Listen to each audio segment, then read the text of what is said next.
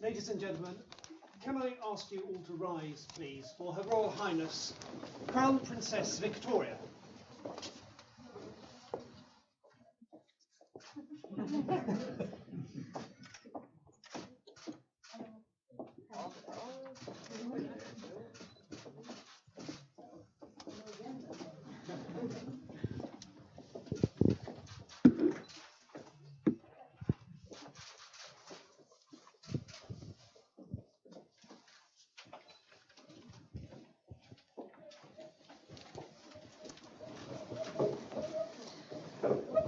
Thank you so much. Your Royal Highness, Excellencies, Minister Eriksson, Ms. Clark, ladies and gentlemen, a really warm welcome to SEI and this seminar and policy dialogue today. Welcome to everyone in this quite small and intimate room, and also to everyone joining online through the webcast. Stockholm Environment Institute is delighted to co-host this event with the newly opened Embassy of New Zealand and Ambassador Andrew Jenks. So why are we having this policy dialogue today? Well, one reason obviously is that we have very prominent international guests visiting Stockholm, sharing insights and wisdom. But also we feel that momentum is building to translate rhetoric into action regarding climate and SDGs. We all know that we have no more than 10 or 12 years to achieve a really deep and broad climate transition across societies in a way that's also compatible or even synergistic with all the 17 Sustainable Development Goals. And I think the UN Secretary General used the words last week when calling upon governments to prepare for the climate summit in September that please come with plans, not speeches. So that's what we want to explore with you today. How do we translate words into action, targets into implementation, into measures? And of course, from SEI, we are very keen to hear how can we be relevant in this work through our science, our tools, our policy advice. So we're very pleased to have Her Royal Highness with us today.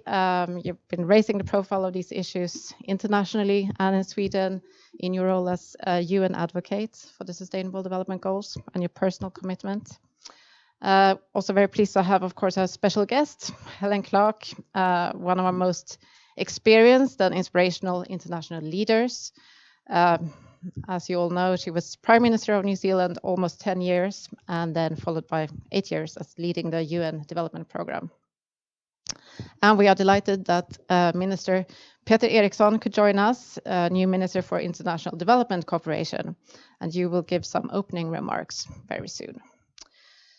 And of course, everyone in the audience, there are a lot of climate and sustainability champions here in your different roles, working for the government, SIDA, Ministry for Foreign Affairs, working in research, civil society, media, and so on, my esteemed SEI colleagues. So, as I said, we're very pleased to co-host this event with you. From our side, we feel that Sweden and New Zealand are two countries that the rest of the world looks to for innovative policy solutions and ambitious climate policy. So we look forward to cooperating with you more. Ambassador. Thank you. Thank you, Åsa. Thank you, Åsa. Thank you for that those kind words. Yes, indeed, this is the most important issue perhaps confronting the world at the moment. And so we're very happy to participate in this event with you. Your Royal Highness, it's an honour and privilege that you're able to attend. Chair of SEI, Minister Eriksson, thank you very much for attending as well. And of course, Right Honourable Helen Clark, just great that you're able to come to Stockholm at this time and that you're also able to participate. It's very kind of you to put New Zealand on the same level as Sweden on this issue, but to be honest, I think Sweden's a little bit ahead of us in terms of the way that you're dealing with the SDGs and in particular climate change on the implementation side.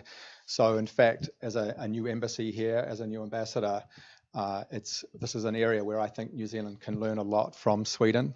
And hopefully there's a bit you can learn from us too along the way. But one of the reasons we supported this gathering was to help continue this discussion, particularly around implementation. And I look forward to, over the next few years, to working further with Sweden and with SEI on these issues. I did want to take the opportunity to mention one other group of countries, which is the Pacific Island countries. This is for these countries, climate change is an existential issue. I mean, some of these countries could be obliterated by the effects of climate change, and will certainly have very severe economic implications for them, and potentially cause mass migration and many other negative outcomes. Those islands are our neighbourhood. We share very strong ties with them. We actually have large Pacific Island communities in New Zealand, both Indigenous and who have come from those islands already. So we take a great deal of interest in them. And on this issue, we are trying to work with them and to help them confront these same challenges. We appreciate that Sweden also, through its CEDAS program based out of Bangkok, is also assisting in that regard. But I am hoping that I can encourage Sweden to do even more in that region. And I would encourage Minister Eriksson and the Crown Princess to come and visit that region sometime and hear about those challenges firsthand. But thank you so much, and I look forward to this discussion this afternoon. Thank you very much. So with that, I'd like to invite Minister Eriksson to give some opening remarks. Thank you very much. And thanks to the Embassy of New Zealand and SCI for this timely initiative and for inviting me to speak. Happy to see also Helen Clark with us today. Even though some time now has already passed since the terrible events in Christchurch, the memories of the events are still vivid in our minds. So our thoughts go to the victims' families, relatives and friends. The prompt and empathetic actions of the government of New Zealand is an inspiration to us all. The seminar today raised some interesting and important questions. How can the Paris Agreement and the 2030 Agenda support each other? 2015 was a successful year for multilateralism. 4 years have soon passed since the 2030 Agenda, the Addis Ababa Action Agenda and the Paris Agreement were adopted. Now we need to speed up implementation, but also are the goal conflicts that hinders decision making. It is important to speed up investments rapidly for climate action now. Is this a problem for 2030 Agenda?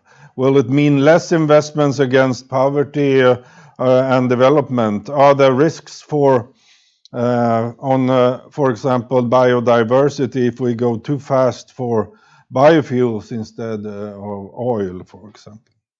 Well, I would say yes, we need to go a sustainable path, and there are conflicts that we have to meet. But we also have to see that most of these conflicts disappear when you take a more long-term perspective. In the short term, we see conflicts, but everyone are winners in the long run. The problem is that people are not thinking in the long-term perspective. Some of us will not even live when the fruits of our investments will come, and humans and also politicians are short-sighted, and climate change due to the use of fossil fuels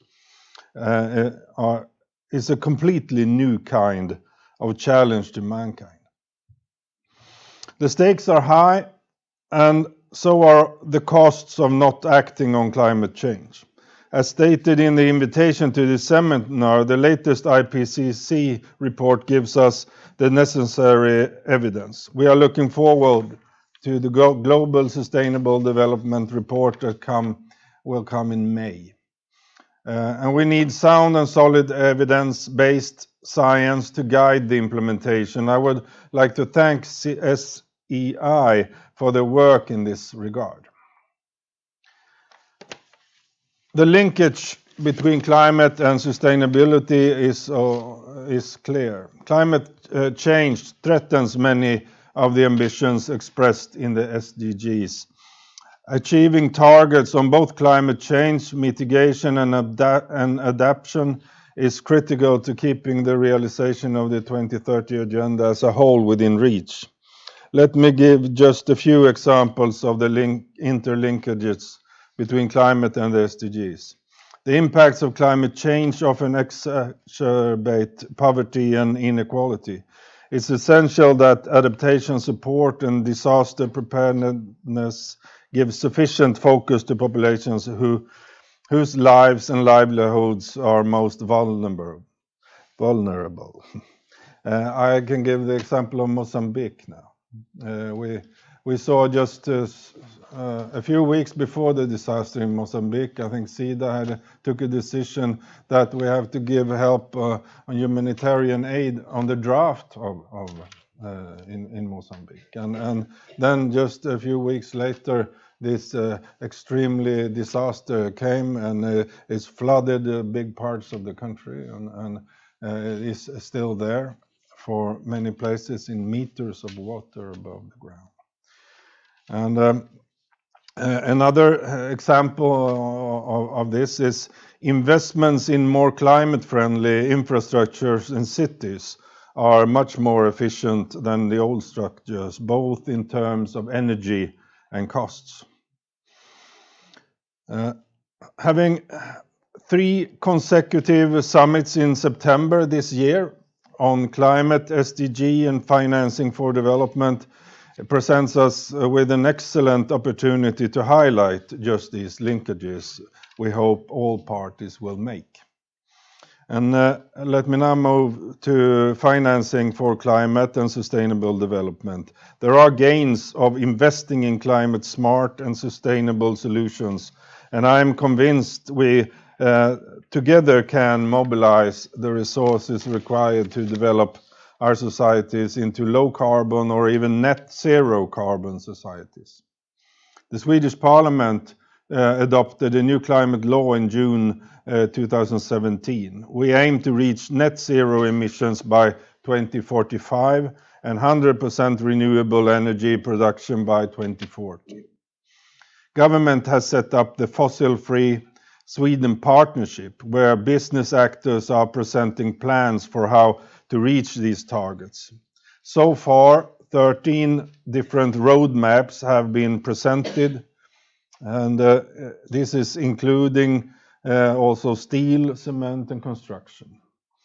And I should say that if we succeed in the task about steel without coal, that is a project that could make a big difference for the whole globe. With the adoption of the Katowice rule book, which took last year, we are now entering a new phase in the implementation of the Paris Agreement. It's time to focus on raising ambitions. Responsibility starts at home by firmly integrating climate action in national budget and planning processes. The Addis Ababa Action Agenda provides the framework for national and international resource mobilization and should be fully utilized in the implementation of SDGs and countries' nationally determined contributions.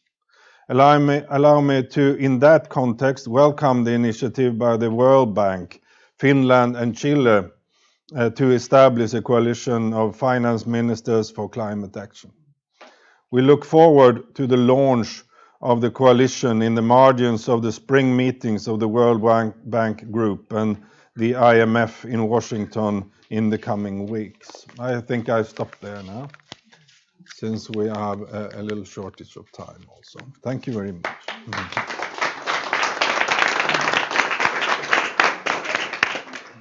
Minister, thank you very much. Your Royal Highness, Excellencies, ladies and gentlemen, my name is Robert Watt. I am the Communications Director here at SEI, and I've got the honour of being your moderator today. And I'm going to introduce you to 3 of SEI's researchers who will provide snapshots of the work that we do on SDGs. It's a snapshot because you can quite easily say that pretty much all the work that SEI is doing is connected in some way to one or very often more than one of the SDGs. Overall, our objective is to turn what is a very ambitious 2030 agenda into actionable policies and effective practice on the ground. So I'm going to hand over to Oliver.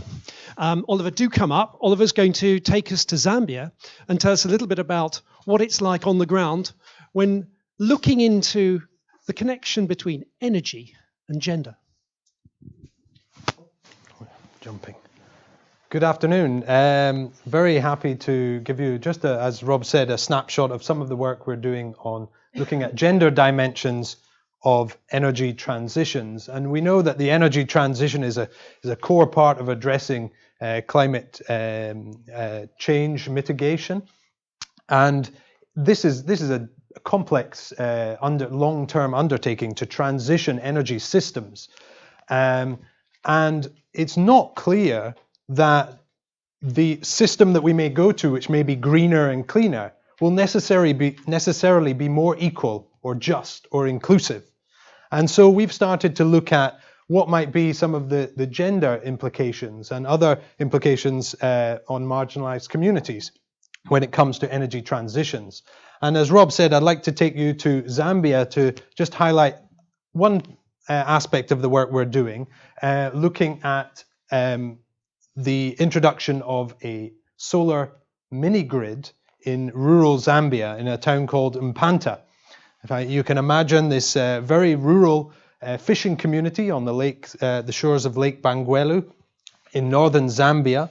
Most of the 500 households there are engaged in subsistence agriculture and fishing.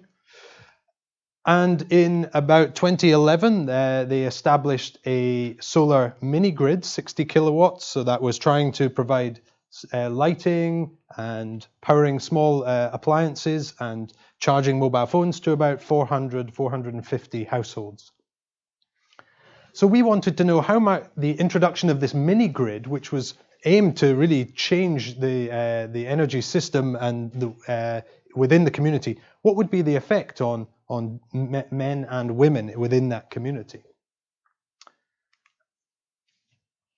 This was the framework we used, and this is called the Energy Cultures Framework, actually originated from University of Otago, some researchers there in New Zealand, and they understood the energy system as this complex interaction between material culture, that's the kind of physical infrastructure, alongside energy practices, how we actually use, consume and produce and consume energy, and social norms that determine who gets to use what types of energy.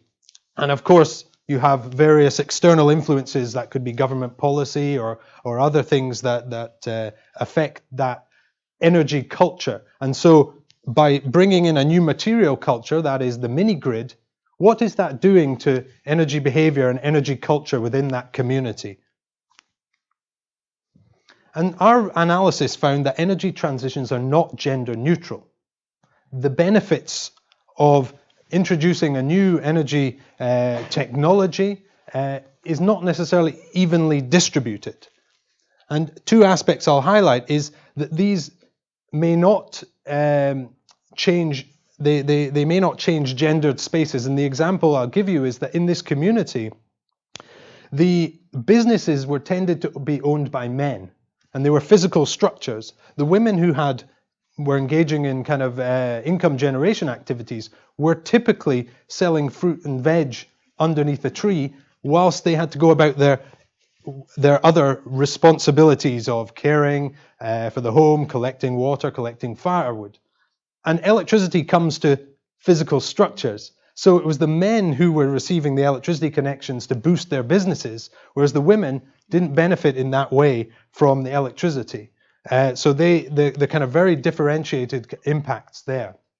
And the second is that electricity is often thought to be, well, we'll just have an electricity connection and everyone will use it in the same way. But there were very divergent aspirations between men and women in terms of what they wanted to use electricity for. The men often looking to power their new machines and maybe expand their businesses.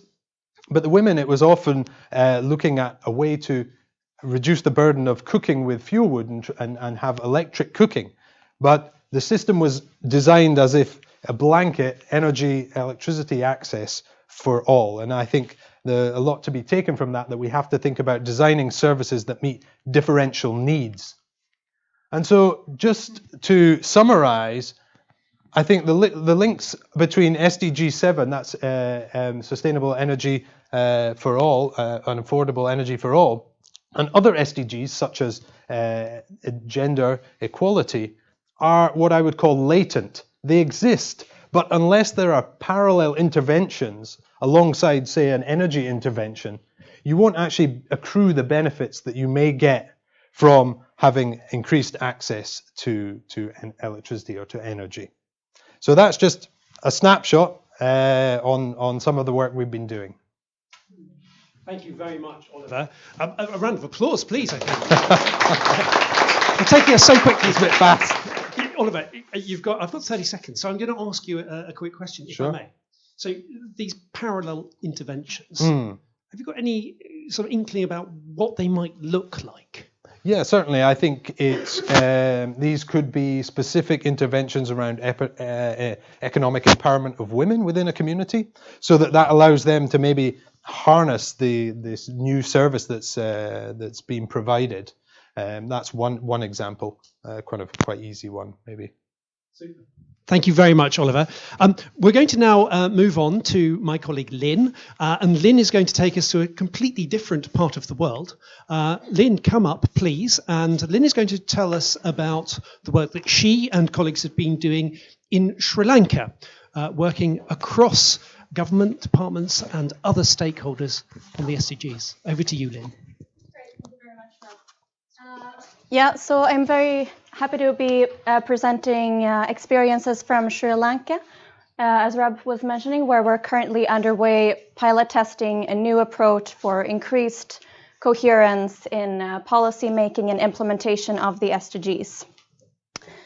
And this project has been initiated by the Sri Lankan Ministry for Sustainable Development and Wildlife and the Ministry for National Policies and Economic Affairs, together with us at SEI, UNDP, and a Sri Lankan think tank called the Center for Poverty Analysis.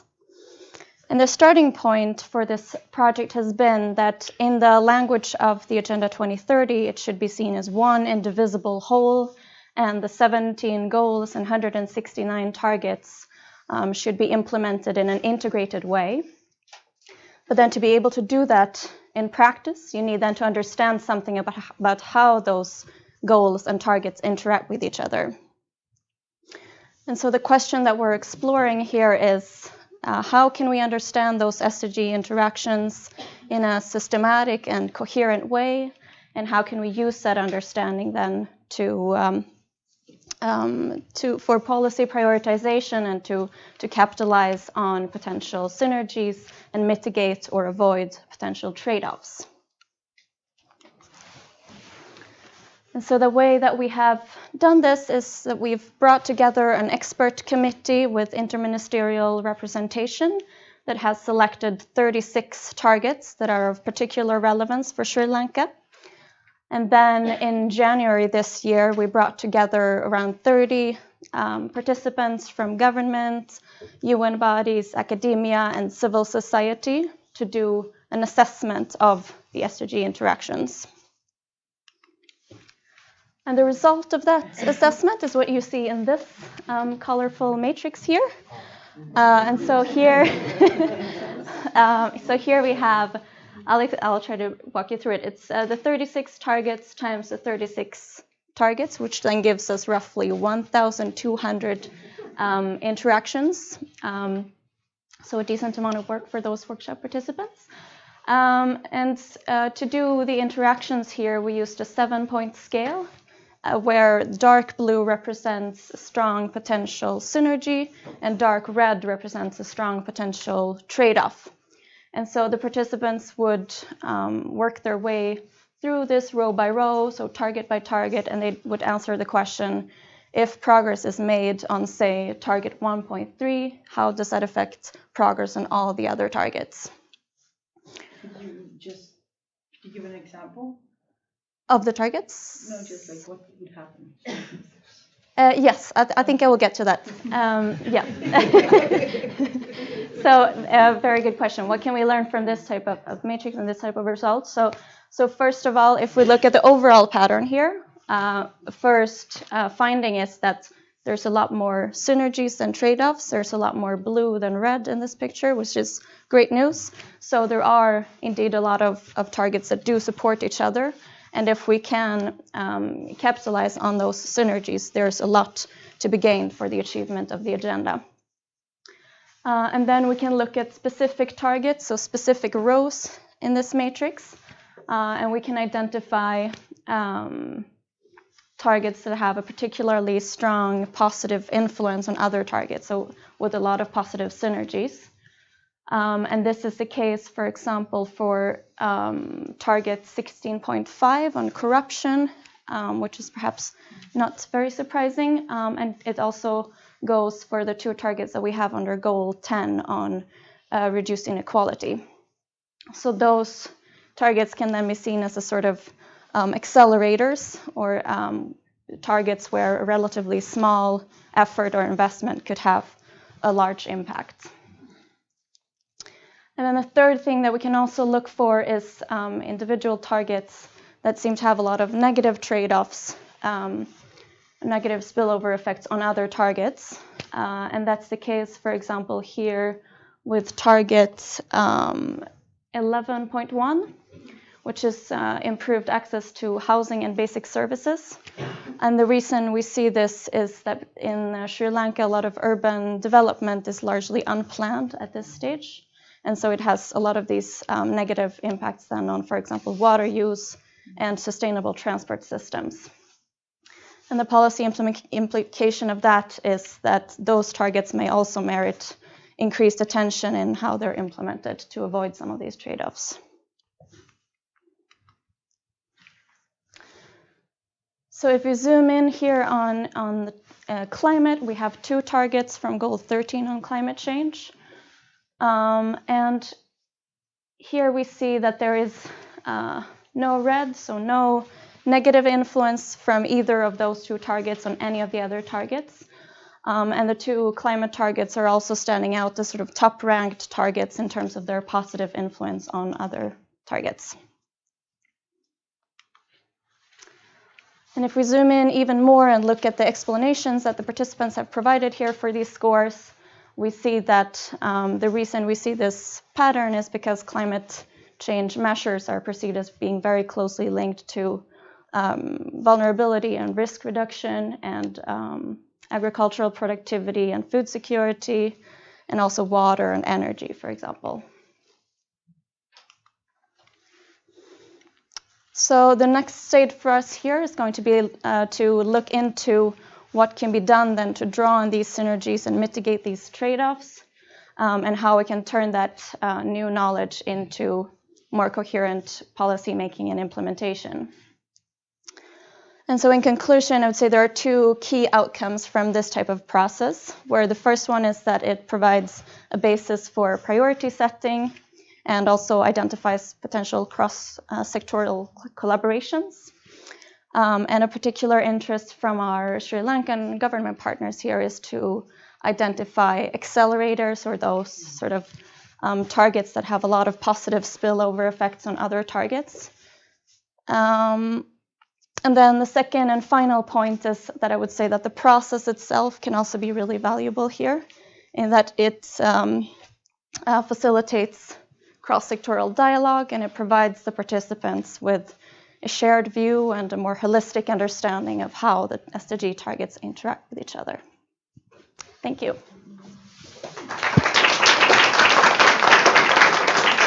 Lynn, thank you very much.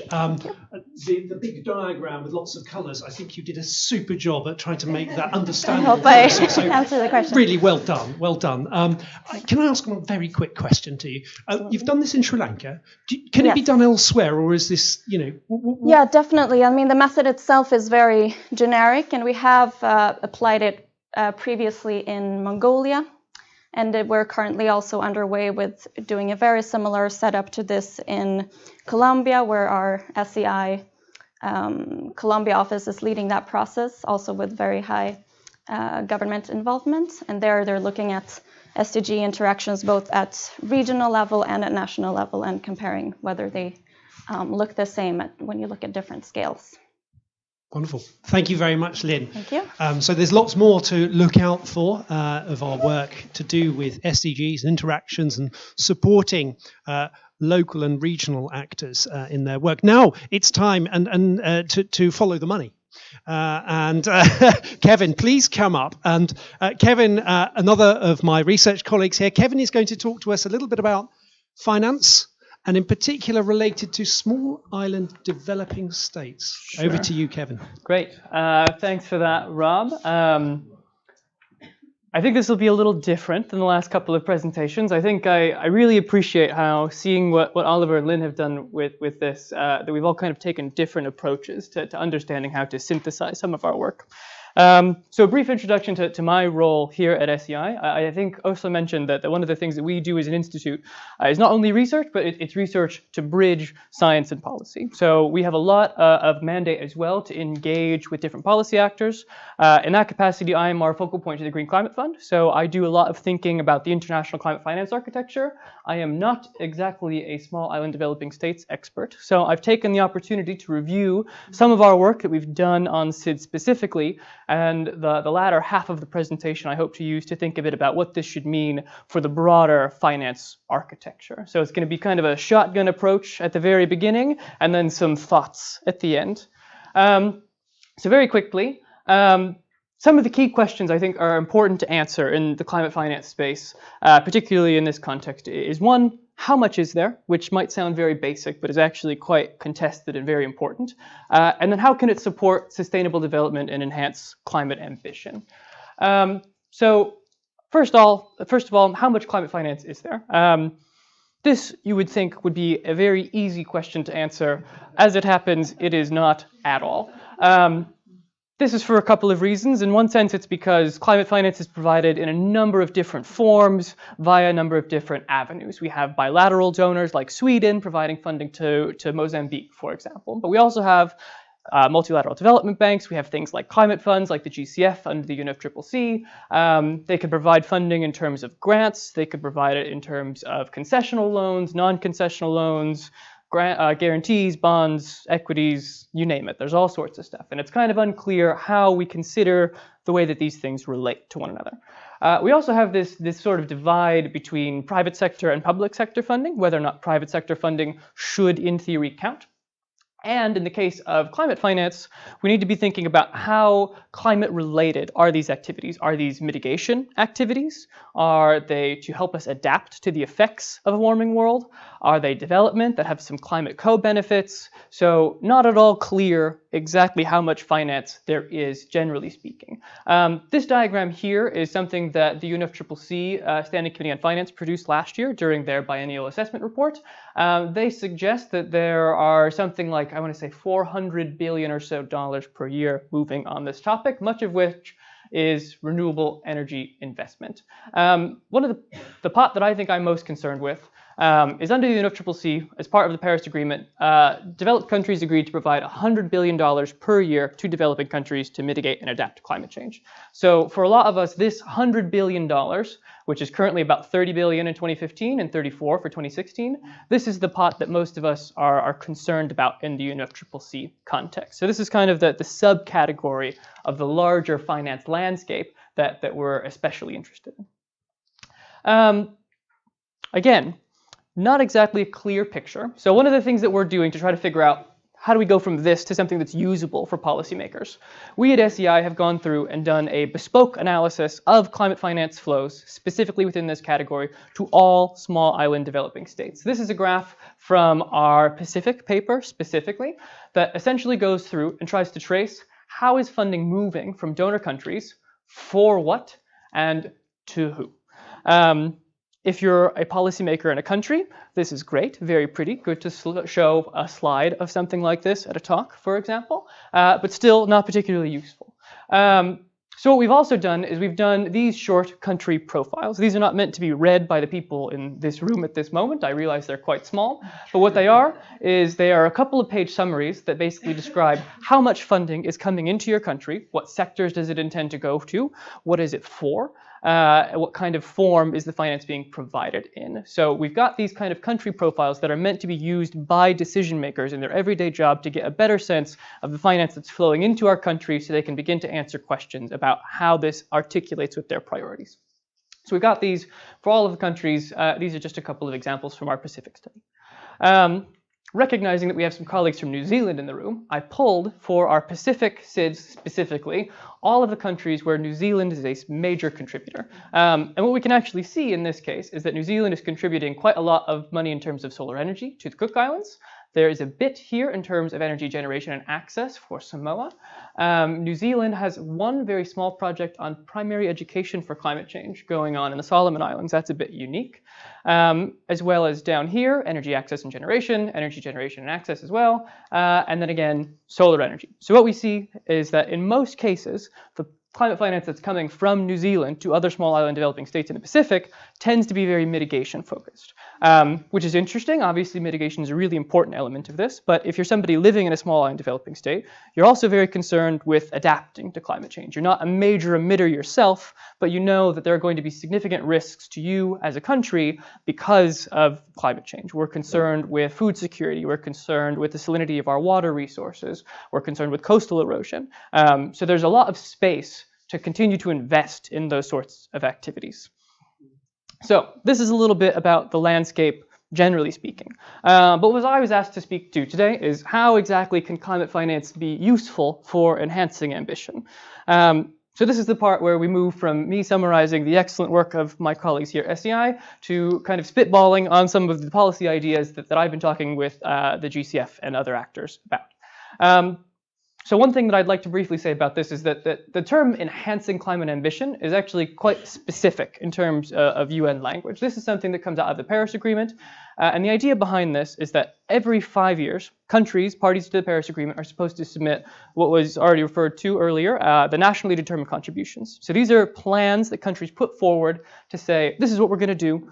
We promise we're going to work on this, and then it goes into the global stocktake to then measure collective progress. And every 5 years, when new submissions are made, we're supposed to enhance ambition and do more. This tends to be interpreted in the mitigation context, but again, in small island developing states, where adaptation is a principal concern, it's less clear how enhancing climate ambition should and could relate to those countries. So that's the first element of this. So, how can climate finance facilitate this? I have 3 central ideas. First and foremost, it provides support for countries to meet their climate goals. A lot of people that are familiar with the NDCs know that the promises made, particularly by developing countries, tend to be conditional.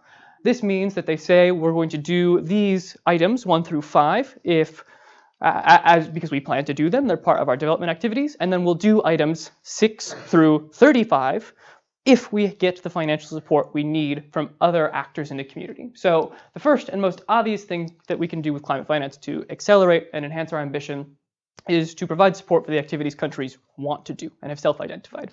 This is pretty straightforward. Second, another thing that I think is really important is climate finance can help us facilitate risky investments in risky places. This is a phrase that I unfortunately cannot take credit for. I've stolen it from a colleague. But I think it really sums up the kind of call for what climate finance is supposed to do. We heard some reflections earlier about how the private sector really needs to be involved in these conversations. It's quite unlikely that we're going to have enough public sector financing to really meet all of our climate needs. So one of the things that climate finance can help us do is de-risk those investments and crowd in private sector activities by providing the sorts of loans or other materials to get that interest into the game. And the last thing I'd like to talk a little bit about is building capacity and deepening global partnerships. And this is where I think we come back to the SDGs to some extent. As we know, SDG 17 is on global partnerships and working better together. And in a lot of ways, I think climate finance isn't necessarily about what we fund, but it's also about how we work together. There are a lot of opportunities for actors like CEDA or for the Green Climate Fund to work with countries to develop best practices on how this should be done and build capacity in the countries to make sure that other sectors are mainstreaming climate into their activities and there's the correct enabling environment to move forward. So this should be seen as an opportunity to re-embrace multilateralism and collaborate rather than step away from it. So, thanks. Thank you very much, Kevin. That's great. I'm going to move us swiftly on, Kevin. I'm sorry Totally all right. not to give you a quick question, although I'm fascinated about the risky investments in risky places. Sounds very interesting. Perhaps our panel can reflect on this. So my job is not only to be moderator, I'm also a stagehand. So I'm going to give you about 20 seconds while I place the tables in the right place to think of potentially a question you might like to ask our panel, because I will open up for the odd question from the audience once the panel has had a chance to present their reflection. So just give me a moment while I move some tables, excuse me.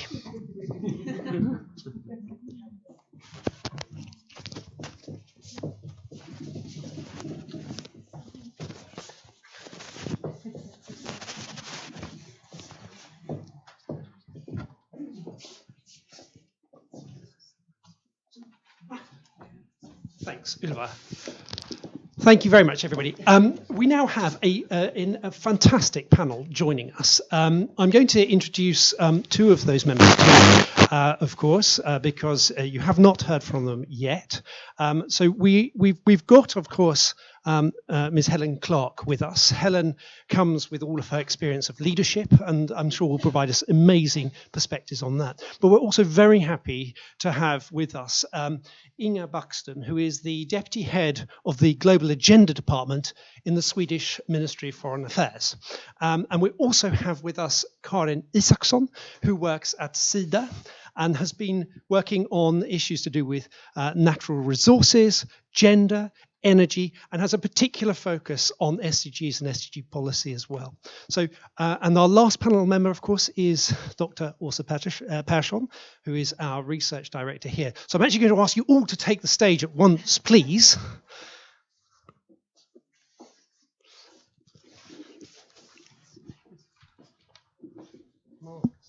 So just to break the ice a little bit, I'm going to ask you a quick question before offering Ms. Clark the floor to provide some opening remarks and responses to the presentations you've heard. So I'm just wondering, in the last year, what has particularly inspired you when it comes to thinking about achieving and implementing the 2030 agenda?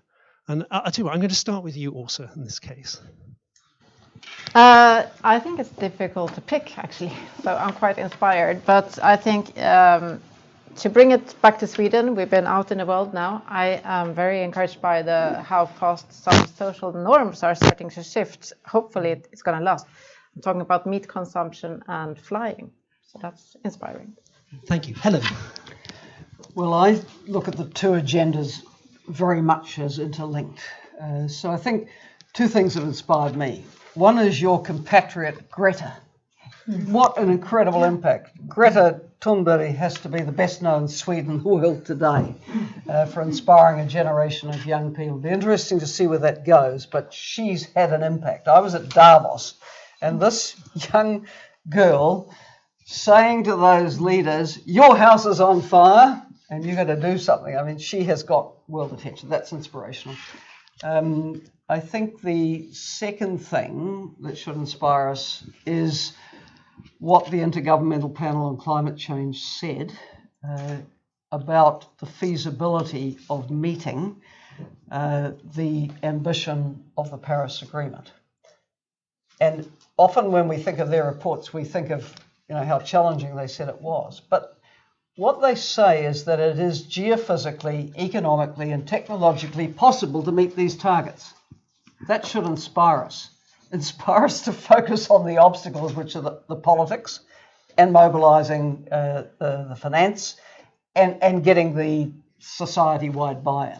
But it's feasible, and we should be inspired by that. Thank you, Helen. Inge. Yes, I mean, I think despite the fact that we are seeing an international climate where multilateralism is being questioned by many, I think it is very inspiring to see from the individuals like Greta to big companies, from the municipality level of government to national governments, the agenda is very much alive, and it's both meeting actors and companies here at home in Sweden, but also when you go to developing countries, you can really see that there is very much a live agenda that people are very committed to, and I think that's very inspiring. Thanks. Go on. Well, I'm going to copy you, Helen. I really think Greta has made an impact on decision makers, but also on other young people, obviously. I myself have a daughter of 17, and she is taking this on and walking in the footsteps of Greta. But there are Gretas all over the place. I mean, I work in development cooperation, and Greta has a voice. But there are so many young people out in Africa and Asia that are taking this agenda on, or similar agendas relating to waste, to plastic, to educating other young people. So I think we have a movement going on here. Thank you very much, Karin. I'm going to turn back to you now, Helen, and just thinking a little bit about, we've heard Greta, we've heard about the social movements for change, and I'd really like you perhaps to give your reflections on how leaders, how people in positions of power, both in countries but also in multilateral organisations, take on board those sorts of calls for change. What needs to happen? What needs to be prioritised in order to go from ambitious ideas to real implementation on the ground? Well, I completely agree with what Antonio Guterres said to leaders coming to New York in September, to the 5 summits, by the way, the SDGs High-Level Political Forum, the Climate Summit, the Universal Health Coverage High-Level Event, the Financing for Development Review, and the Samoa Pathway, which is the SIDS agenda. All of these summits are going to be happening. And Antonio said, with respect to the Climate Summit, to the leaders, leave your speeches at home, come with a plan, right? So that's a very, very strong message. And I would hope that now in the 6-month run-up to September, that will be taken to heart in capitals, my capital, your capital. What are people going to come to say? Now, in my opinion, everyone should be reflecting on the extent to which these great global agendas are off track and the damage it does to multilateralism if everyone signs up to global agendas and then do not too much about them.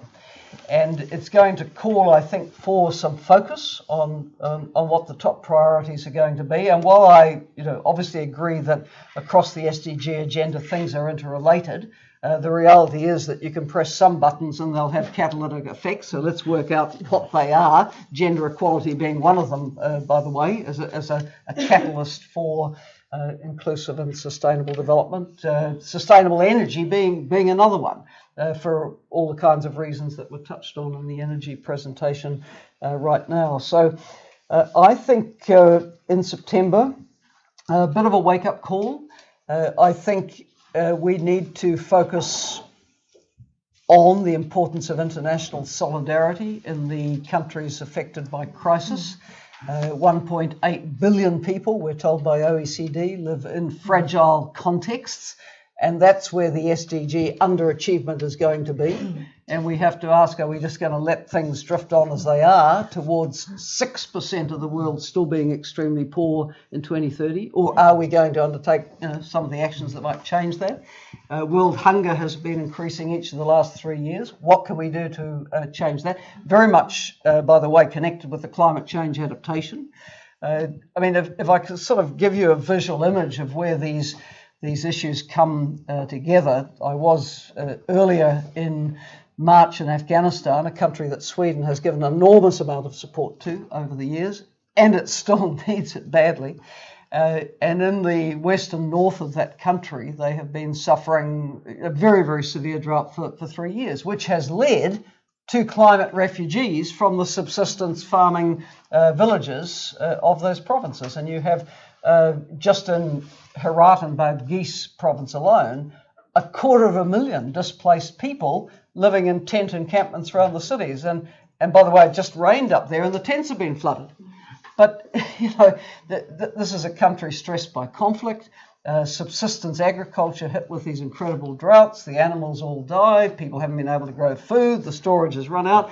And they literally trek down to the outskirts of the city with just extreme poverty and issues, including the malnourishment of children. So, here's poverty staring at you, climate change staring at you, the need for adaptation staring at you. And I think we need to look holistically now at the needs of these most fragile countries and say, how can international solidarity help? Because otherwise we march to 2030 and we know those people on current trends are going to be left behind, and that's not right. Thank you very much, Helen. I'm going to turn to Karin, actually, who's been working in Southeast Asia and in Africa to sort of also take us down to the ground a little bit, and talk a little bit about how the SDGs might be implemented effectively there. Yeah, and I'm taking a little bit of a bureaucratic view, actually, because I am a bureaucratic bureaucrat. Well, SIDA works. We've been mentioning this tool over and over again today. The NDCs, the National Determined Commitments. Yeah. This is how SIDA actually tries to support our partner countries, whether it's in Latin America, Africa, or Asia, to boost their capacity to work in a coherent way with policy coherence. We see that in our partner countries there is a discrepancy. The NDCs are hosted by the Minister of Finance or the Minister of Planning. The SDGs, on the other hand, are often within the Minister of Environment. And the Minister of Environment are almost always a very, very weak agency. So we need not only to boost the capacity of these institutions, but we also need to make sure that there is policy coherence, that we foster policy coherence, that we and also trust. That is a big issue to do, because if these goals, whether they are the climate goals related to the Paris Agenda, or if it is the SDG goals, there has to be trust within the government to pursue this agenda. So I'll stop there for now. I think it's... Inge, we've heard from Kevin, who talked about finance, but concluded by saying that if you really do fulfill your commitments on climate finance, then you're actually contributing to the standing of multilateralism in global terms. And in fact, Helen has also said something similar about not achieving the goals is a real risk, because you're actually delegitimizing the sorts of that you work with all of those sorts of questions in practice. Where are we at the moment, and what needs to be done to scale up and meet the sort of challenges that Minister Eriksson was also describing when it comes to finance? I think, first of all, if we talk about 4 years after the different agendas were adopted, including the Paris Agreement, the focus is, of course, very much on implementation, and very much what Karin has been talking about. It's moving down to the country level and seeing how can we support government in implementing both their NDCs, but also very much their SDGs and the plans they have, and how this is also connecting to their development plans in developing countries. And I think what we're seeing now with the UN reform is very much based on implementing Agenda 2030. And efforts there, of course, is very much to strengthen the UN presence at the regional and national levels. So we have efforts to strengthen the UN Development Assistance Framework. We have efforts to strengthen the UN Resident Coordinator's role to make sure that the UN can deliver as one on the ground. We have similar discussions going on in the World Bank and regional development banks. For example, the World Bank, with its forward look, is very much focusing on how it can support countries in implementing the SDGs. And they're also very much looking at how the bank can be better at delivering in conflict-affected countries, strong focus on gender and climate change. But of course, this has also have to develop on the ground. And that is where we, the international community, and we as donors and sitting in boards in different multilateral organizations, have to really put emphasis on the need to work together on the ground. And here the banks and the UN have to work together very much there. And this also comes to finance. Minister Eriksson mentioned the Addis Ababa Action Agenda. And I think sometimes the Addis Agenda is perhaps, it's less well known than Agenda 2030 and the Paris Agreement. But what I think the beauty of the Addis Agenda is that it provides a framework for resource mobilization. And it's not only, I mean, ODA is a relatively small part when we talk about financing the Agenda 2030 and the Paris Agreement. It is about investment, but it is also about domestic resource mobilization, helping countries to build institutions, to become better at tax policies, for example. And it's also about social protection systems, it's about labor market policies. So I think having a more integrated view on what resource mobilization is about, it's not only about financial flows. I think that's very important to remember. Thank you very much, Inga. Åsa, a quick and a simple question for you to then expand upon. Are we doing enough to connect the NDCs with what people are doing and what their plans are for SDGs? Can we do more? How would we do it? I think this conversation has also sort of contributed to me realizing that maybe we need to, I mean, we have done the mapping, not just SEI, lots of organizations have done this mapping. How does our operations, what we do, how does it map to SDGs? I think we can now sort of take the next step and look at the most critical areas, for example, following Lynn's map of the red dots.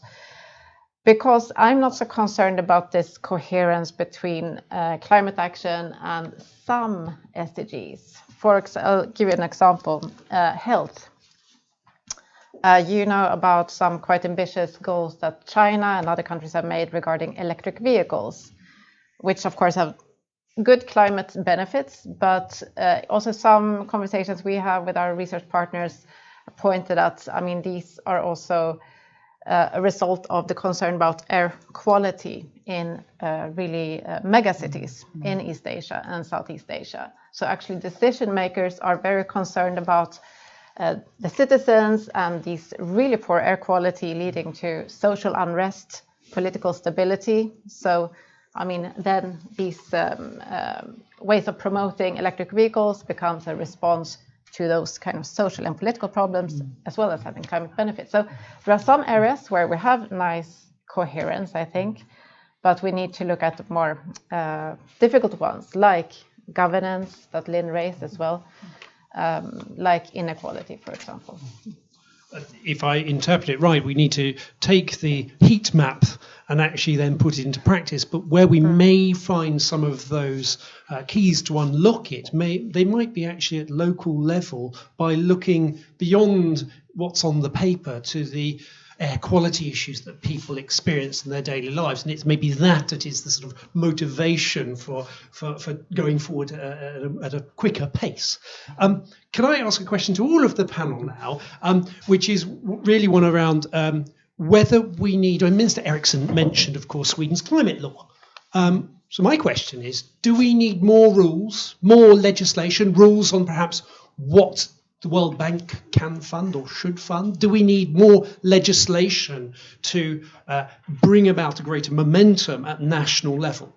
Perhaps I turn to you, Helen, in the first instance for this. Well, undoubtedly we do, because if you're going to mandate the most basic changes like that to the energy efficient light bulb, you've got to get the others out of the market, and that's probably only done through a regulatory or legislative approach. And I think that all the member states of the multilateral institutions obviously can have a huge influence on what they're funding. The World Bank's out of coal, right? That's fantastic. But in our dialogues with China and Japan, we need to be raising, why are they still financing coal-fired power production in other developing countries? You know, if you're going to walk the talk on Paris, it's not just enough to be acting at home, right? You've got to act in the way you fund and support others as well. And I think in terms of policy coherence for China, well, you know, firstly, the electric vehicle. I mean, one of the problems they're going to have is their streets will be, well, they are completely clogged by cars anyway, however they're powered. But if your electric vehicle is powered by a coal-belching power plant, then you know that's policy incoherence. And the interesting thing about China is, while you hear from the central government level that they want out of coal, the provinces still seem to be cheerfully building the power stations. So you know they've got some things to get right, I think, to walk the talk. But for the rest of us, for sure, our legislative settings can influence where investment goes in the energy sector. I well recall when I was at UNDP some fantastic work that was done, I think, with Global Environment Facility funding in Uruguay to help them rewrite their energy regulatory framework, and that incentivized very significant investment in wind energy, which ended up providing cheaper energy than they had through the old means. So, yep, power of legislation and regulation, very important. Can I turn to Inge? Do you have a view on rules and legislation, or is it other soft power that's needed? I think you really need both. I mean, I think we have seen very clearly with in order to address climate change, you do need strong legislation. But you also need, of course, voluntary commitments and ambitions. And I do get heartened by talking to some of the big companies that really are in difficult industries like steel and cement, for example, very energy intensive. And I mean, they're setting themselves ambitious goals, but they do also need legislation and rules in order to be able to move forward. So I think it is incredibly important. And of course, the strength of the Paris Agreement is that it's binding. And I think that also, of course, helps. The 2030 agenda is not binding on countries, but I think you know, there is still the sort of peer review, the countries leading by example, that being very important, that we, Sweden and New Zealand together are working to promote this agenda, that the EU takes a lead. And here I must say I'm very pleased to see now that we managed to get sort of very good agreements among the EU countries now to really push for the implementation of the 2030 agenda. With council conclusions coming up very recently, and this should hopefully lead to an ambitious implementation strategy by the EU as well. Karin, can I ask you, I mean, please do reflect on that question as well. I have a question I'd really like to get from you, which is really building on this word catalyzation or acceleration, identifying goals or targets that could potentially enable us to achieve multiple targets more quickly. In your experience, what sorts of targets or what sorts of areas might we want to prioritize? I still want to reflect on the first issue because that was really interesting, and that was actually I brought myself back to lunch. Of course I favor legislation, but there are also other ways to tweak and change behavior of companies, and for example, we talked about trade and including environmental clauses in trade agreements, so which actually then can change behavior of huge sectors in countries. And again, fiscal instruments. We see, I've been with the ILO, and we saw that in Bangladesh, we were able to support a solar panel program because of fiscal and taxation changes. And there's a massive influx of solar panels at the countryside, installed by women, by the way, in this context. And at home and elsewhere, green procurement. That's also a way to change behavior in when we're addressing big procurements of whether it's in the cities or in the health sector to change behaviors of companies. Yeah. So and then I forgot your question. Don't worry about it. I'm sure we can come back to it. And I do want to give time for the audience also to, I'm sure I've thought of brilliant questions that I couldn't think of, but also, do you want to also reflect on this idea, this question of legislation, rules, or soft? Yes, and I'm a researcher in governance. You are a practitioner, of course, but for me, the take-home message of reading the IPCC, the latest report, is that it's really, everything is needed. It's all hands on deck. So it's really not about sort of prioritizing, selecting the most optimal, whether a carbon tax or something, but everything. And also we know how long it takes for some of these new pieces of legislation or economic instruments to be developed, to move through the democratic process.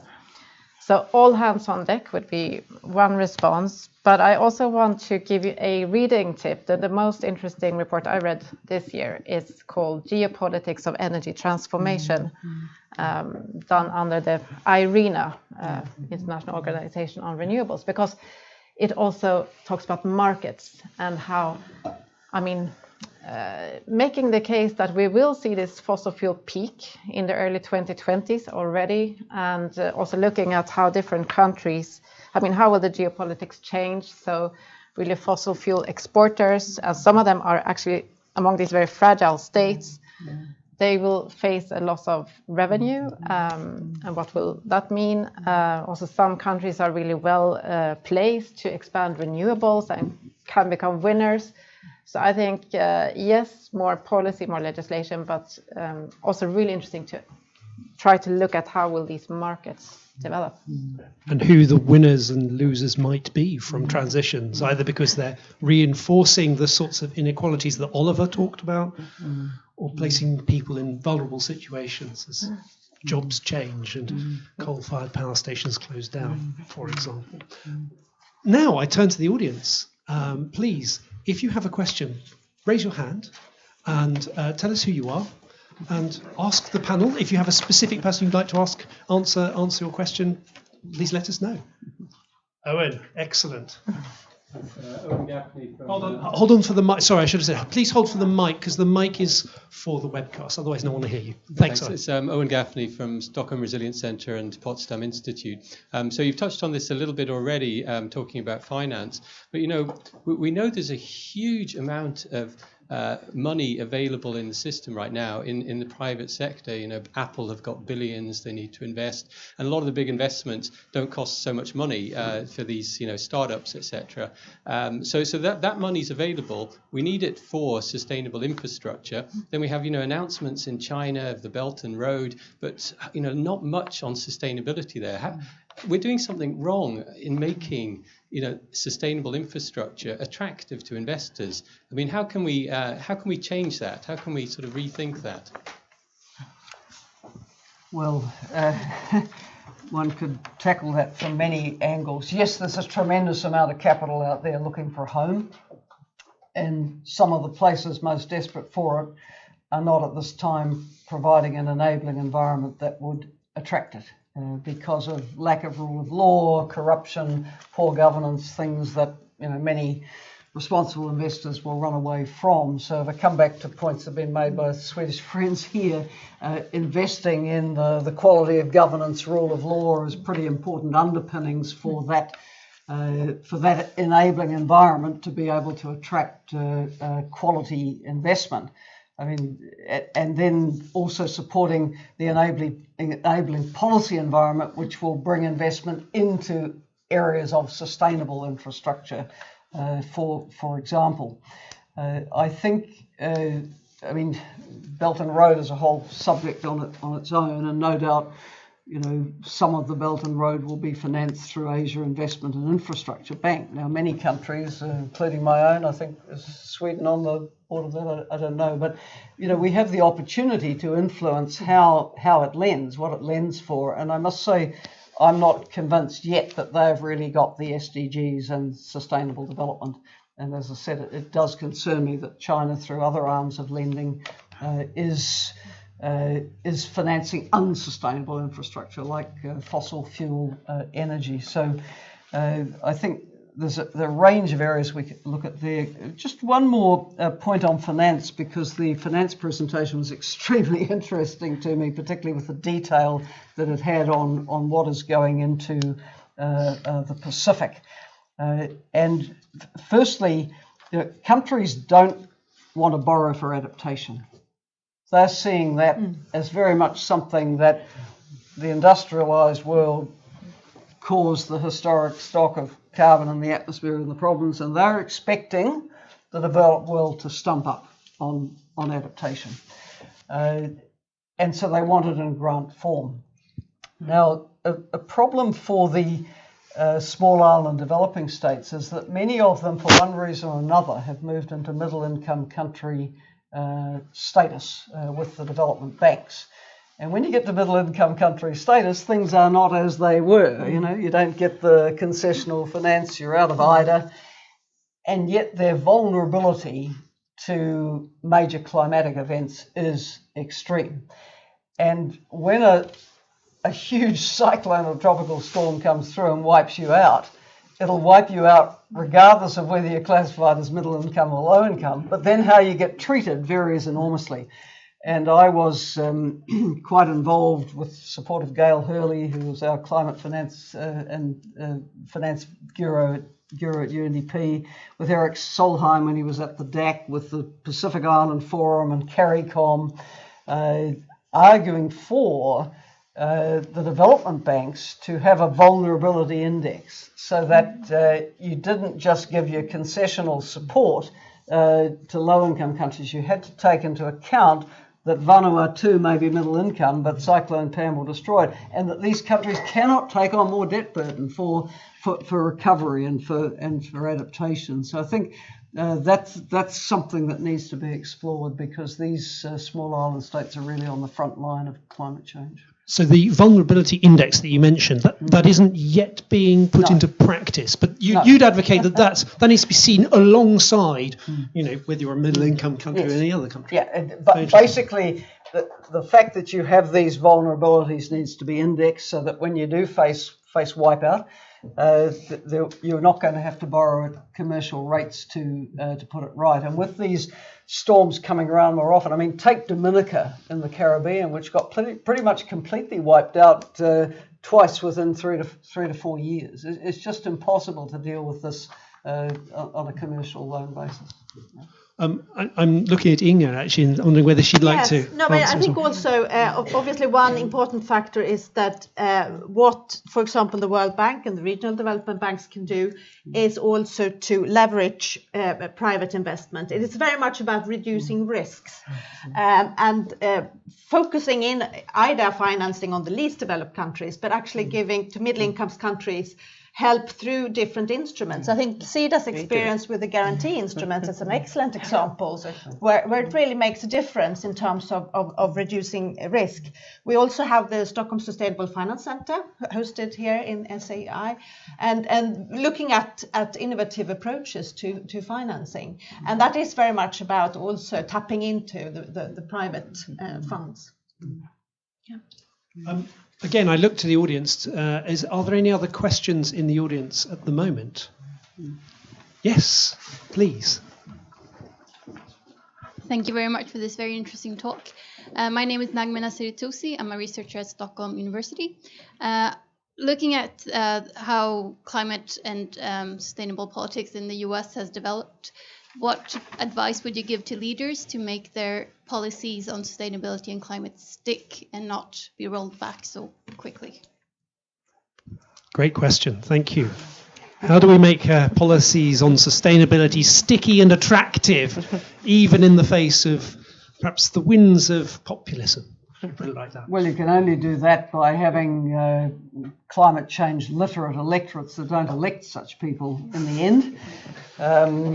And clearly that's not currently the case in a number of countries. I mean, it's not only the US. Look at the recent election in Brazil, which produced a man who's quite happy to clear the Amazonian forests. And yet this is of such critical global importance to preserve the world's tropical forests. But I think at least a mitigating factor in the US with its very complicated political system is you do still have these major states, huge economies like California and so on, who are committed to climate action. And so they're going to get on with it regardless of what the federal government says. And while the federal government might like to try and, clip their wings, I don't think it's going to be very, very successful. So we will get climate action out of the US, but what a happy day it will be when there's administration that's prepared to take a lead at the federal level, as President Obama was. Also, perhaps you have a reflection on this. Yes, I think it's a very timely and interesting question. And I think one approach that we at SCI has tried, actually we've had it for a while, and now I think it's even more relevant, is to work with professionals. So there's been a lot of initiatives recently working with sort of high-level political leaders, which has been very necessary. But also to, work with the actual planners, people working on energy models in departments. So we try to provide some energy modeling tools, for example, so that these, the institutions change their practices also, and maybe that will sort of stick even though there are changes in political leadership. I also thought it was interesting in terms of this kind of strange debate now going on, I think, in the climate sphere, where saying, should individuals take responsibility for, reducing emissions through our diets, traveling, and so on, or is it like the system, government? And these are pitched against each other, but I think that's a very false dichotomy. Of course, to do system change, you need to have public support, and vice versa. So I think that's a very, unconstructive debate, actually. So we need to understand the need to build bottom-up support and to promote social norm changes, but also have these sort of policy instruments that changes incentives, changes rules, etc. I know the question mentioned the United States, but perhaps stickiness and attractiveness is something that many countries struggle with. And I just wondering, is that something you've seen either here in Sweden or maybe also reflected in the multilateral context? The ways in which you can make sure that climate and sustainable development policies are attractive and actually followed through. It's not just a question of having a populist government. It can be something that many administrations face. So what's your No, I think Sweden can lead by example. I think what we have been able to achieve, it is about social cohesion. It is about democracy. It's about respect for human rights. If you are going to succeed, you need to have inclusive decision making and address gaps that you have in society. That's really critical. So I think in that sense there are economic arguments. Sometimes I think when you talk about climate change and with the skeptics, I think the economic arguments are convincing in terms of if you're really going to be able to compete in 10, 20 years time, you really need to be at the front edge. You cannot just turn the clock back. So I think that's a very important argument. But I think we should also be realistic. What we are seeing at the moment with multilateralism being challenged is that we have to spend a lot of energy on just defending already agreed language, which takes a lot of focus away from what we should be doing, looking forward to actually raise the level of ambitions. So I think that's really where, but at the same time, I do think we're seeing in different multilateral forums that when the majority of countries actually stick together and continue to argue, they actually win the argument in the end. So, we should not give up and sort of see that multilateralism is dead, but in fact, we can still succeed, even if it takes a lot of the energy. Karin, would you? Yes, I'm thinking out loud. I'm thinking just transition, which is part and parcel of the Paris Agreement. Just transition was included as a struggle by actually the workers. That was part and parcel of the negotiation process, to foresee that the transition that we make from a a fossil-intensive society is done in such a way that people who will lose jobs, because there will be losers in this transition, that people who actually lose jobs will have the possibility for social protection, for reskilling, upskilling, and the like. And also, not only the people working in this kind of industry, but the industry is, of course, in a geographical setting, in an area. So people in an area will also be able to negotiate with the decision makers on possible future measures to stay on in that region or be ushered into new jobs. And now this just transition is actually an instrument by the ILO, has taken it on board, and it has been developed both by the workers, the employers, and the labor ministries. So it's a grounded instrument. I mean, there are examples of how not to do things, and the most recent one, I think, is the manner of announcement of the increase in the diesel tax in France.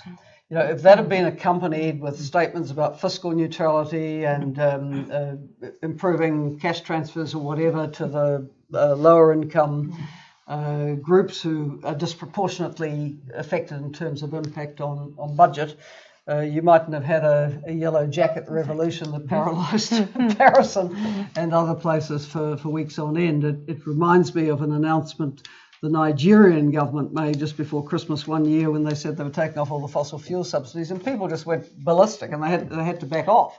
Now these are desirable things, right? To tax diesel, to remove fossil fuel subsidies, but the concept of the just transition is don't hurt the people at the bottom as you do it. So I think we should be very inspired by what has happened in Spain, where Minister Teresa Ribera, who's fantastic, she's a minister for ecological transition. She has moved very quickly on the closure of the Spanish coal mines with a big package for the affected regions.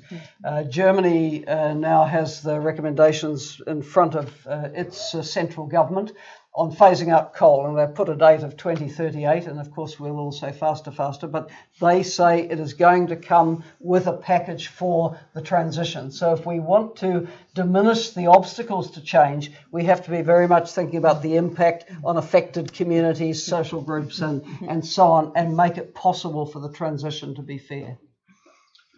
Thank you very much. I'm going to ask one final question. So we've heard that, well, there's just over 10 years until 2030 and are meant to be achieving the goals. We've heard from the IPCC that we've got limited time and we need to accelerate, and it needs to be deep and broad transitions to meet our climate goals. So what are the priorities in the next 5 to 10 years? Starting with you also. Well, as I said, it's really, in a way, time for no priorities. You have to do everything.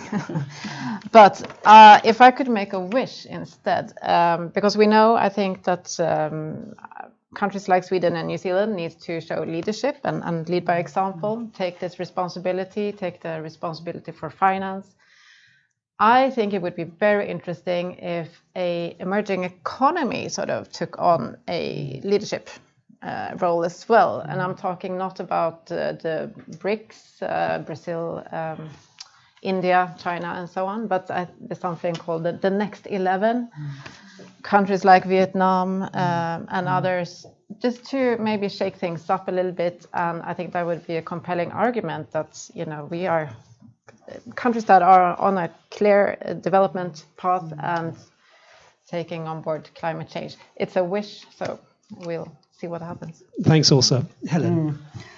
Well, just on leading by example, New Zealand government announced at the start of last year that they would no longer permit any oil and gas exploration in New Zealand waters. Right now, of course, there was a predictable outcry by that sector. But you know, the point is, why embark on new economic activity in that area when you're standing to be a stranded asset as the world moves towards renewables? So you know, that's very important leadership, I think. Secondly, on your point about a different kind of country stepping up, I recall at the Durban Climate Change Conference, Meles Zenawi came from Ethiopia, and he had a carbon neutral strategy for Ethiopia. And he was basically saying, look, yeah, we're one of the poorest countries on earth, and we desperately want human development, we want poverty eradication, all these things, but I want to do it in a way that's not going to wreck the environment further. Now, I've just been in Ethiopia recently, and people are saying, why isn't the new leader saying anything about the climate change issues? And I think, you know, for the development partners, actually supporting Ethiopia to keep that agenda alive would be very important, because they are the second biggest population on the African continent. So what Ethiopia does can be of scale and can be very significant and a big example. I mean, if I'm going to pick priorities, I think in climate action, the most urgent big things are the coal transition, and secondly, the tropical forest agenda. And you know, there's many ways that countries can support that. I think on the SDG accelerators, yes, I mean, you know, I know the mantra about everything's indivisible and everything has to be done, but I've also run a government where you couldn't have 17 top priorities and 169 equal targets. So you do need to you do need to prioritise, and particularly for least developed countries where everything is a priority, but you can't do everything. So what are your biggest enablers? To me, firstly, it's gender equality, because I just think if you can include women and support women to be educated to their full potential, economically empowered, have voice, this is catalytic and transformational. Secondly, I think the energy transformation is a huge issue. Access to basic energy is economically empowering, and I could say a whole lot about what I've seen on that around the world. And the third thing I'd say is education, which is also transformational, right? And opening people's eyes up to the potential, the issues, the pressure they can then put on their politicians to, you know, do things that are inclusive and sustainable. Those would be my three priorities. Thank you very much, Helen. Wonderful summary there. No, I think for us and where I'm sitting, it's very much to ensure that the multilateral system delivers on the ground. So in the regional context, at the national level, how can we support governments? How can we ensure multi-stakeholder inclusive processes? That's something that I think we need to address. And I mean, I think we work on a number of SDGs. I mean, also the connection between oceans and climate. We have a feminist foreign policy, which very much to promote gender issues. But it is also about, for example, SDG 10 on inequalities that perhaps has not been so highlighted, and when more could be done in order to really ensure that no one is left behind. Thank you, Karin. What can I say more? I think it has all been said, but from a CEDA point of view, I just was thinking about something that Kevin put on a slide in one of the last PowerPoints, and that was, of course, how to support countries with the capacity development, and they're really asking for this. But not only capacity development as such, but very much the south-to-south learning. And I really liked what you said about finding a leader in the developing world, and if we could promote that kind of thinking, and I think CEDA and New Zealand could be a broker as countries to promote this kind of interaction between countries, promote south-to-south learning, and then find new leaderships, not from us. I think we should actually step back a little bit. There is an expression in Sweden that says ta kön, and that means that if you're on a hike, the most fit person should not be the one leading the expedition, the hike, or whatever. The fittest person should actually be in the back, to be able to see that everybody is ushered along, and to ski or run up to the front and you know, shout information about who's not tugging along here, and then run back. So I think Sweden should take the ta kön, take the back. Wonderful. Thank you so much, Karin. And with that, can I ask you to give a round of applause to our fantastic panelists? Thank you.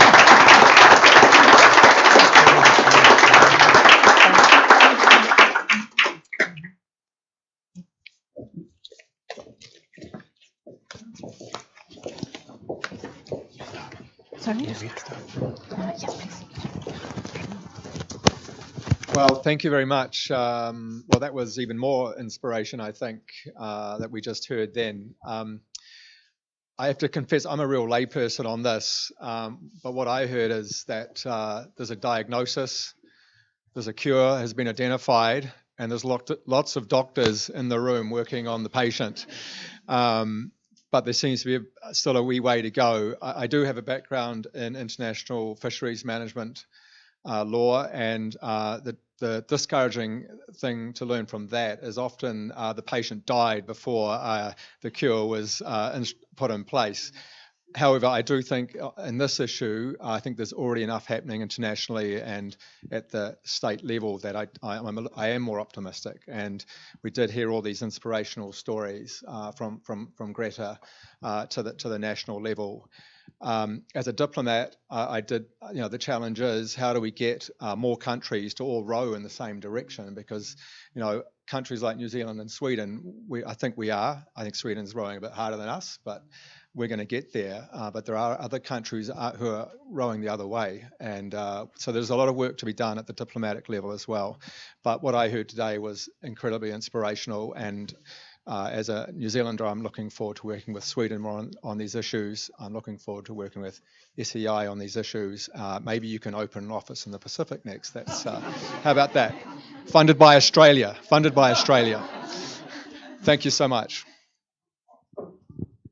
Thank you very much for this meeting, and I really think it was very inspiring.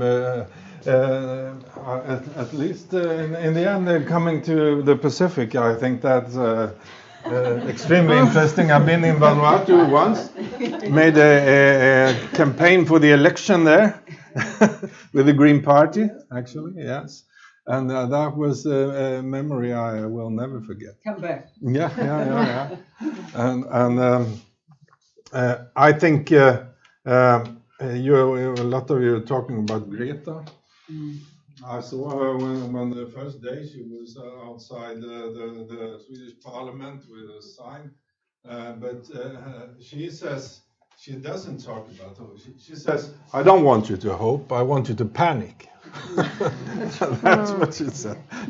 I'm not sure if that's the right thing. I think we really have a considerable amount of challenges ahead of us to fix the climate question, but there are paths really already taken. We can do this. We have the energy possibilities. We have the wind and we have the solar. We have now also batteries and storage systems. We can go like SIDA and New Zealand does, go out in the African forests and jungles and go to a village and give them the possibilities to for the first time give the young girls possibilities to do their homework in the evening. Yeah, the first time. It's really a wonderful thing that is happening now. SIDA is working a lot with that, with the Swedish money from the international development money, and I think we have enormous possibilities, but we have to dare to use them. Yeah. That's the thing, and we have to say to people also, I think, that now is the time to do it, and tomorrow will be better if we take and are bold to take this change and do it in the way we know we have to do it. It will not be better if we go away and talk about the populistic and nationalistic agendas that want us to just go inside and talk about them or a very short, narrowed agenda. I think we can do this very bold things, and I often talk about the Greens in Germany when they were in government for now around 20 years ago, I think. they introduced these feed-in systems for solar and wind. And that was the start of the fantastic evolution. So now we have cheaper solar and wind energy than nuclear power and coal, even in many areas. So that is, things can change if we dare to do the right thing and invest in the good things for tomorrow. And I think maybe Greta has a right in many ways, but I think hope is still very important to show to people that tomorrow is something even better than today. Thank you, Minister. Awesome.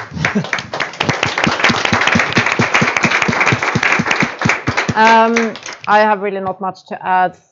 I do recommend you to look at Greta's April Fool's Day joke on Twitter today.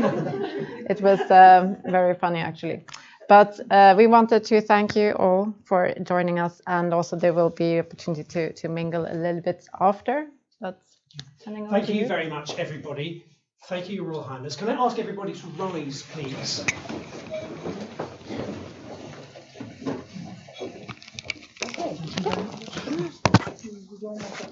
Yes.